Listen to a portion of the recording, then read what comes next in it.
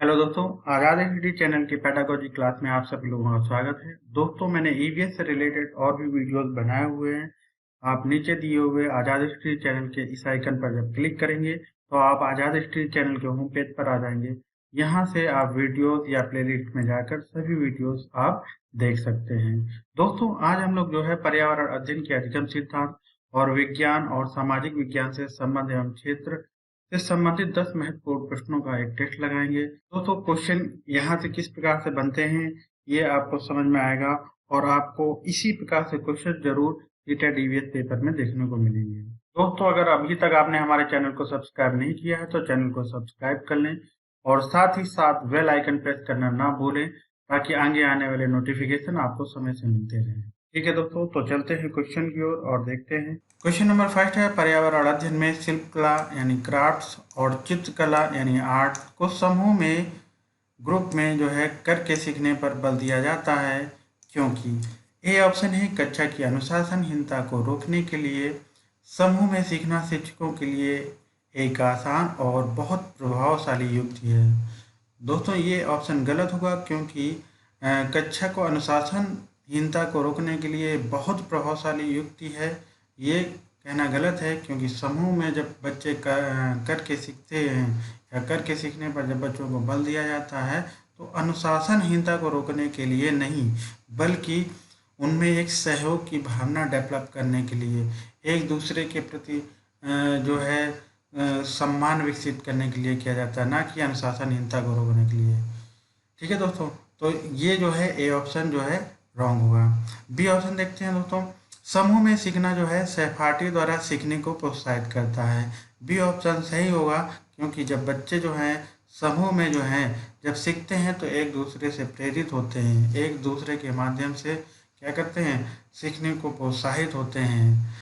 C option है, समूह में सीखना कक्षा में सामाजिक अंतःक्रिया को बेहतर करता है। तो सी ऑप्शन भी सही होगा दोस्तों क्योंकि समूह में जब बच्चा सीखता है तो उसमें क्या होती है, सामाजिक इंटरेक्शन यानी अंतःक्रिया जो होती है वो बेहतर होती हैं। क्योंकि जब बच्चे ग्रुप में सीखते हैं तो एक दूसरे का सहयोग करते हैं और सहयोग करने की भावना जो है उनके अंदर जो है डेवलप होती है। ऑप्शन नंबर डी है, समूह में सीखना जो है पर्यावरण अध्ययन के पाठ्यक्रम को समय पर पूरा करने में सहायता करता है। दोस्तों, जब समूह में करके सीखने पर बल दिया जाता है तो बच्चों में एक दूसरे के प्रति जो है अंतःक्रिया को बेहतर किया जाता है और सीखने को प्रोत्साहित किया जाता है, ना कि समय पर पाठ्यक्रम को पूरा करने में सहायता मिलती है। ठीक है दोस्तों, तो ये डी ऑप्शन भी गलत होगा, अर्थात बी और सी यानी ऑप्शन नंबर जो एक है वो सही होगा। नेक्स्ट क्वेश्चन लेते हैं दोस्तों। क्वेश्चन नंबर 2 है, पर्यावरण अध्ययन में बच्चे जो हैं शिल्प कला यानी क्राफ्ट और चित्रकला आर्ट को जो है समूह में सीखना जो है विशेष रूप से पसंद करते हैं क्योंकि ये ऑप्शन है यह सहपाठी अधिगम को बढ़ावा देता है।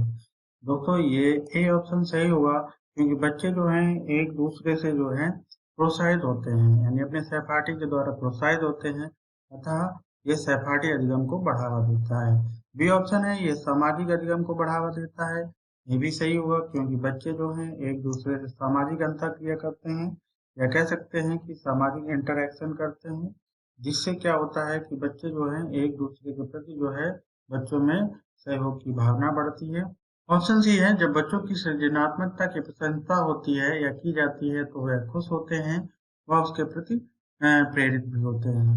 ये भी ऑप्शन सही होगा दोस्तों क्योंकि जब बच्चे कोई भी क्रिएटिविटी करते हैं अगर उसकी प्रशंसा की जाएगी, उसकी बड़ाई की जाएगी कि शाबाश, बहुत बढ़िया, बहुत अच्छा, आपने बहुत बढ़िया किया, तो बच्चे क्या होंगे, खुश होंगे और उनके अंदर एक एक्साइटमेंट जगेगा कि वो कुछ और अच्छा बना पाए और अच्छा कर पाए। अतः सी ऑप्शन भी सही होगा दोस्तों। डी ऑप्शन है ये कक्षा में अनुशासन को बढ़ाता है। दोस्तों, जब बच्चे एक समूह में सीखते हैं या सीखना पसंद करते हैं तो आपस में मिलकर जो है एक दूसरे की मदद करते हैं, एक दूसरे की भावनाओं का सम्मान करते हैं, ना कि एक अनुशासन को बढ़ावा देना है। ठीक है ना दोस्तों, तो ये डी ऑप्शन गलत होगा, अर्थात ए बी सी जो है ऑप्शन सही होंगे, तो दूसरा नंबर जो है ऑप्शन वो सही होगा। नेक्स्ट क्वेश्चन लेते हैं दोस्तों। क्वेश्चन नंबर 3 है पर्यावरण अध्ययन के शिक्षण अधिगम में सर्वेक्षण का उद्देश्य है, ये बताना है। ए ऑप्शन है समुदाय के साथ अन्योन क्रिया के अवसर प्रदान करना। बी ऑप्शन है बच्चों को विभिन्न लोगों के प्रति संवेदनशील बनाना। सी ऑप्शन है सूचना को प्रत्यक्ष प्राप्त करने के अवसर प्रदान करना। डी ऑप्शन है आकलन के एक अवसर के रूप में इसका उपयोग करना। दोस्तों ये चारों ऑप्शन सही होंगे, ए बी सी डी। ठीक है दोस्तों, तो इसका 1 नंबर ऑप्शन सही होगा, ए बी सी डी। अगर बच्चा समुदाय के साथ अन्योन क्रिया करता है तो वो क्या करता है, वास्तविक जीवन से जोड़कर जो है शिक्षण अधिगम करता है। और क्या होता है, विभिन्न लोगों के प्रति क्या वो बनता है, वो सेंसिटिव हो जाता है, संवेदनशील हो जाता है। और सूचनाएं जो इंफॉर्मेशन होती हैं बच्चों को, वो प्रत्यक्ष रूप से, मूर्त रूप से जो है उन्हें प्राप्त होती है। और जो आकलन है, इससे जो होता है, शिक्षक जो होता है असेसमेंट के एक अच्छे अवसर के रूप में इसका प्रयोग कर सकता है। ठीक है दोस्तों, नेक्स्ट क्वेश्चन नंबर 4 है कक्षा 5 की अध्यापिका महिका चाहती हैं कि उसके विद्यार्थी आसपास, जो उनके आसपास के पौधे हैं उनका अवलोकन करें, यानी ऑब्जर्वेशन करें, सार्थक अधिगम के लिए, यानी मीनिंगफुल जो है अधिगम के लिए जो है उसे बच्चों को क्या करने के लिए प्रोत्साहित करना चाहिए, यानी किस प्रकार से प्रोत्साहित करे कि बच्चे सार्थक अधिगम प्राप्त करें।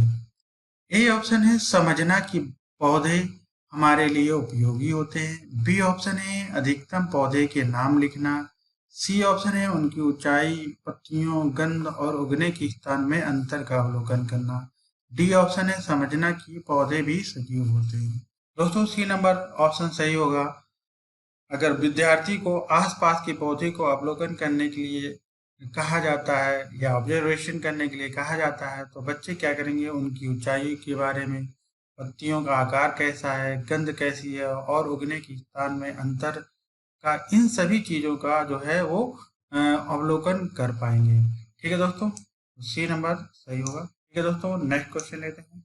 क्वेश्चन नंबर 5 है एक विज्ञान शिक्षिका यानी जो साइंस टीचर हैं, वो श्वसन प्रकरण पढ़ाने के बाद परीक्षा का आयोजन करती हैं और ये देखती हैं कि अधिकांश विद्यार्थी जो हैं श्वसन और सांस लेने के बीच अंतर नहीं समझते हैं। यह किसके कारण हो सकता है? वह उनकी कक्षा अध्यापिका नहीं है। बी ऑप्शन है विद्यार्थी प्रश्न को सही तरीके से नहीं समझ सके।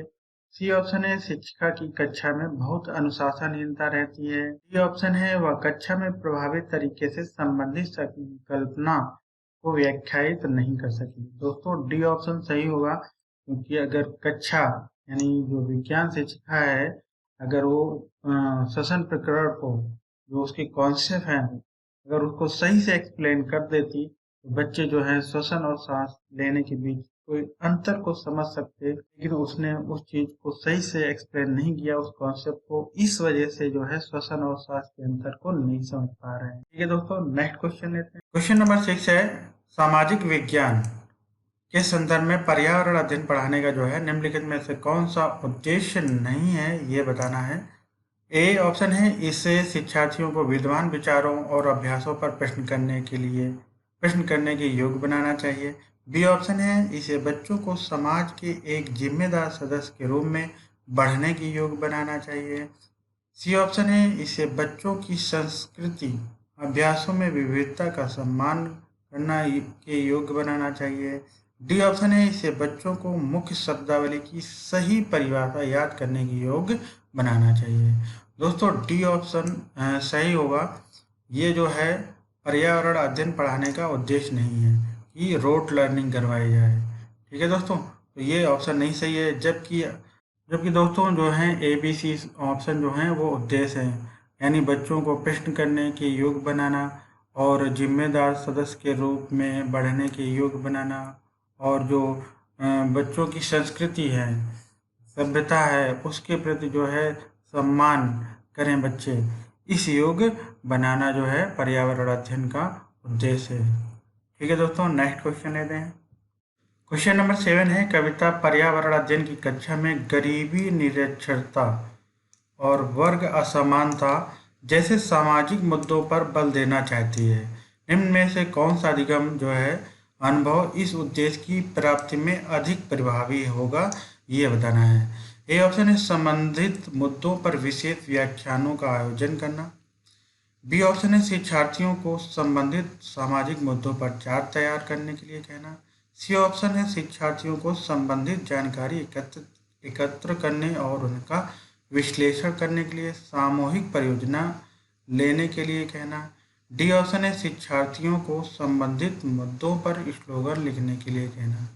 दोस्तों इसका सी नंबर ऑप्शन सही होगा। अगर शिक्षार्थियों को संबंधित जानकारी एकत्र करने और उनका विश्लेषण करने के लिए सामूहिक परियोजना लेने के लिए कहा जाएगा, इससे बच्चे क्या होंगे, सक्रिय रूप से कार्य करेंगे और वो संबंधित जानकारी को कई सोर्सेस से जैसे बुक से, टेलीविज़न या न्यूज़पेपर आदि से कलेक्ट करेंगे या संश्लेषण करेंगे और उसके बाद वो विश्लेषण करेंगे। तो ये जो अधिगम अनुभव होगा वो अधिक प्रभावी होगा। ठीक है दोस्तों, नेक्स्ट क्वेश्चन लेते हैं।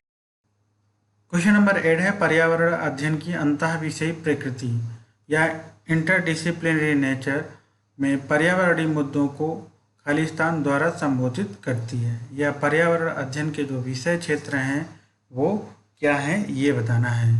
दोस्तों पर्यावरण अध्ययन के अंतर्गत विज्ञान और सामाजिक विज्ञान और पर्यावरणीय शिक्षा को रखा गया है। ये मैंने इंटीग्रेटेड चैप्टर में बताया था। तो इसका जो ऑप्शन होगा वो सी नंबर सही होगा, जी विज्ञान, सामाजिक विज्ञान और पर्यावरण शिक्षण की जो विषय वस्तु और पद्धति के प्रयोग के द्वारा जो है संबोधित करती है। यानी जो अंतर विषयी प्रकृति है पर्यावरणीय मुद्दों की, उसमें विज्ञान, सामाजिक विज्ञान और पर्यावरणीय शिक्षा की विषय वस्तु और पद्धति के प्रयोग द्वारा जो है संबोधित करती है। ठीक है दोस्तों, नेक्स्ट क्वेश्चन लेते हैं। क्वेश्चन नंबर 9 है ईवीएस कक्षा में सामाजिक असमानताओं पर अधिक बल देने के लिए निम्नलिखित में से कौन सा अधिक प्रभावी अधिगम अनुभव होगा। ए ऑप्शन है संबंधित मामलों समस्याओं पर वीडियो फिल्म दिखाना। बी ऑप्शन है संबंधित मामलों समस्याओं पर विशिष्ट भाषण आयोजित करना। सी ऑप्शन है संबंधित मामलों पर क्विज प्रतियोगिता, प्रश्नोत्तर प्रतियोगिता का संचालन करना। डी ऑप्शन है विद्यार्थियों से समूह परियोजना का भार अपने ऊपर लेने के लिए कहना। इसका दोस्तों जो है ऑप्शन नंबर डी सही होगा। अगर विद्यार्थियों से समूह परियोजना का भार या ग्रुप प्रोजेक्ट का जो भार है अपने ऊपर लेने के लिए कहना, इससे क्या होगा, बच्चे जो हैं सक्रिय पूर्वक जो हैं कार्य करेंगे, सक्रिय होकर कार्य करेंगे। इससे जो संबंधित जानकारी है उसको जुटाएंगे, उसको कलेक्ट करेंगे और उसके बाद वो विश्लेषण करेंगे। इसके फलस्वरूप जो है बच्चा जो होगा वो अधिक प्रभावी अधिगम जो होगा अनुभव करेगा। इससे मतलब प्रत्यक्ष रूप से यानी स्वयं करके जो है बच्चा सीखेगा। ठीक है दोस्तों, नेक्स्ट क्वेश्चन लेते हैं।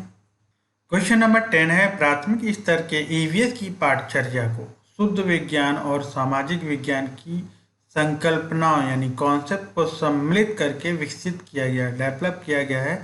ऐसा करने का मुख्य उद्देश्य क्या है ये बताना है। ए ऑप्शन है शिक्षार्थी को पर्यावरण को सांकल्यवादी ढंग से देखने योग्य बनाना। बी ऑप्शन है पढ़ाई के विषयों की संख्या कम करना। सी ऑप्शन है विद्यार्थी के बस्ते का बोझ कम करना। डी ऑप्शन है विषय अध्यापकों की आवश्यकता को कम करना। इसका दोस्तों ए नंबर ऑप्शन सही होगा। शिक्षार्थी को पर्यावरण को सांकल्यवादी ढंग से देखने योग्य बनाना, यानी इसीलिए जो है विज्ञान और सामाजिक विज्ञान के जो कॉन्सेप्ट हैं उनको इंक्लूड करके डेवलप किया गया है। दोस्तों यहाँ सांकल्यवादी ढंग से तात्पर्य जो है वो समग्र रूप से, समग्र रूप का मतलब ये है कि जो बच्चे के परिवेश के चारों ओर विद्यमान सभी चीज़ों से हैं जिनसे वह प्रत्यक्ष या अप्रत्यक्ष रूप से जो है अंतः क्रिया करते हैं, इंटरएक्शन करते हैं, जैसे कि परिवार, मित्र, आवास, भोजन, यात्रा, ये सभी चीज़ें जो हैं समग्र रूप में आ जाती हैं।